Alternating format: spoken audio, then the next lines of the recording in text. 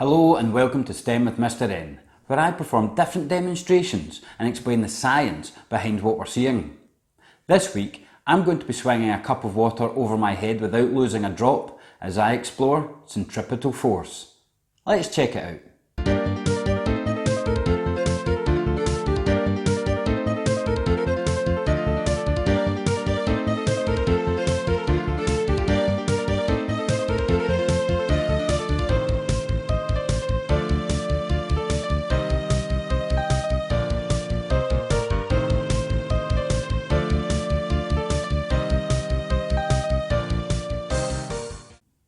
Before we begin, here's a quick update on the channel.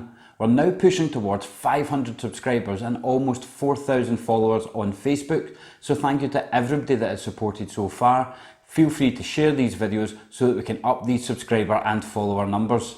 Also, I have now started doing robot review videos every second week in partnership with robocube.co.uk, with the first one coming out last week. This means that my science demonstrations will be every second week, and I've put a link in the description to where you can check out that first robot review video. Have you ever gone round a fast curve in a car and felt your body being pushed to the outside of the curve? This is because as you're moving along in the car, your body has inertia, which means it has its own movement, and your body wants to keep moving forward. However, because you're wearing the seatbelt and sitting on the seat of the car, you are pulled with the car as it moves round that curve. When you're getting pushed to the outside of the curve, this is called centripetal force. The first demonstration I'm going to look at this week involves using a balloon and a penny. The first thing you want to do is put the penny inside the balloon and then inflate the balloon to a size which is big enough that you can hold and control quite comfortably. Once it is inflated, tie a normal knot into the top of the balloon. If you're using a light coloured balloon, you should be able to see your penny inside it once the balloon is inflated.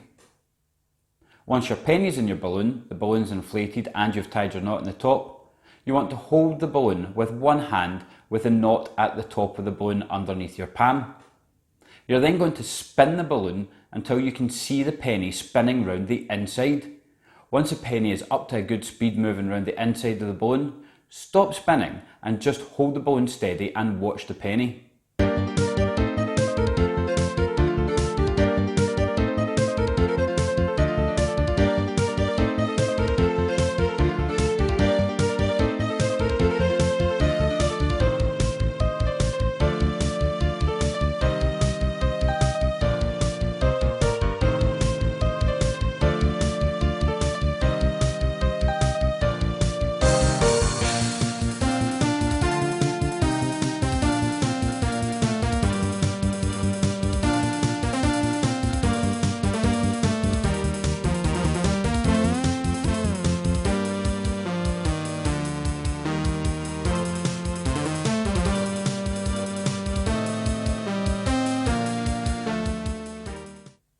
What is happening with the penny is the same thing that happens to you when you go round a fast curve in a car.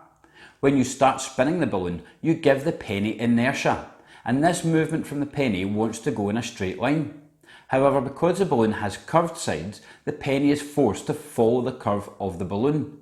When you stop spinning the balloon and hold it steady, the penny continues to move in this curve because of the centripetal force. Look at the position of the penny over time, and you can also hear the sound of the penny change as it gets lowered down the balloon. It takes about 30 seconds from when you stop spinning the balloon for the penny to eventually stop spinning round the edges and come to a rest again at the bottom. So that's us seeing centripetal force with a horizontal curve, but what about when you have a vertical curve? When people ride a roller coaster, they wear a safety harness to keep them strapped in. However, there is another force at play on the car of the roller coaster, and that is centripetal force. This can be demonstrated using a toy car and a track. You'll see that I've built a loop out of the track and I have a toy car positioned at the top of a ramp. Now when I let the toy car go and it goes down the ramp, if it has enough inertia, if it's got enough speed, then centripetal force will act between the wheels of the car and the track to hold the car onto the track as it rides through that curve, and it should come out the other end, just like what happens with a roller coaster. So now I'm going to let go of the car and see if we can get it to ride that loop.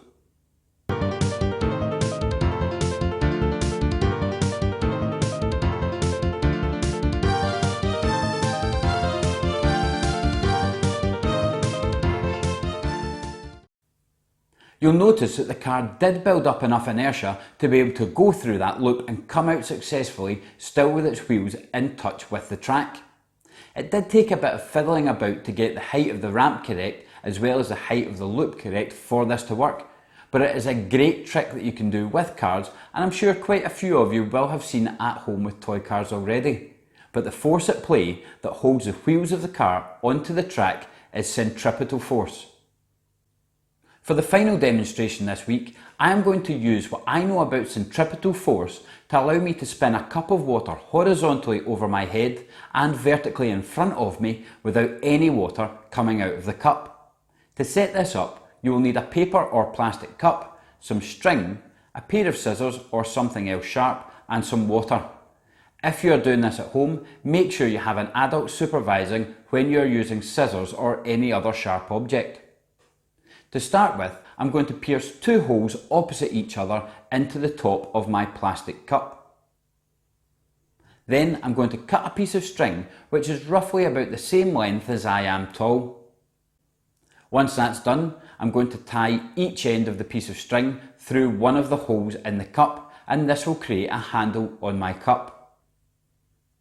Once that's done, I'm going to half fill the cup with water, and now I am ready for my demonstration. Now that this is set up, you'll want to go outside or into a room with a lot of space so you can test this experiment, just as long as you're somewhere that it is okay if some water comes out of the cup, because you might not get this right first time. You'll also want to be careful that the string doesn't rub too much on your hand, because you can get friction burns from the string as it moves around your skin. I decided to test this one in a classroom in my school, so let's see how my centripetal force water cup experiment turned out.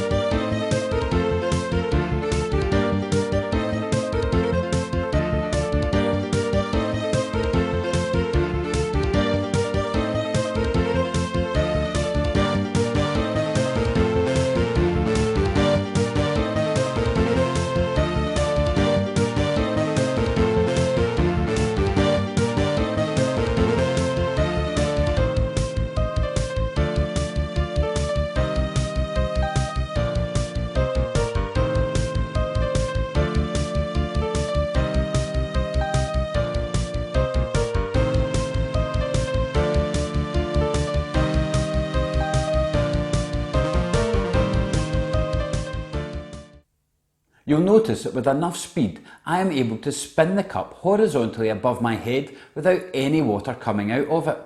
I then carefully transition from a horizontal spin to a vertical spin, which is a very tricky part of this demonstration, but still I managed to keep the cup going round with the open part of the cup being upside down at the top of the arc, and still no water was coming out. This is all because of the speed that I am spinning the cup at. The centripetal force is carrying the water with the spin of the cup, rather than allowing the water to move in a straight line and fall down out of the cup. You can try this experiment with more or less water in your cup, or you could even try it with solids inside your cup and see if that makes a difference to how fast you have to spin the cup, or whether the experiment is successful at all. Well, that's all for this week. I hope you enjoyed it. A big thank you to my colleague Mrs. Kerr for giving me a loan of a car and the loop track for me to provide that demonstration for this video.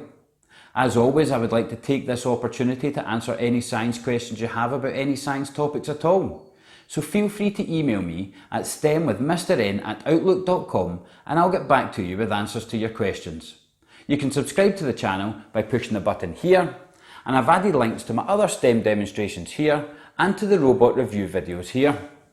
This has been STEM with Mr. N, exploring centripetal force.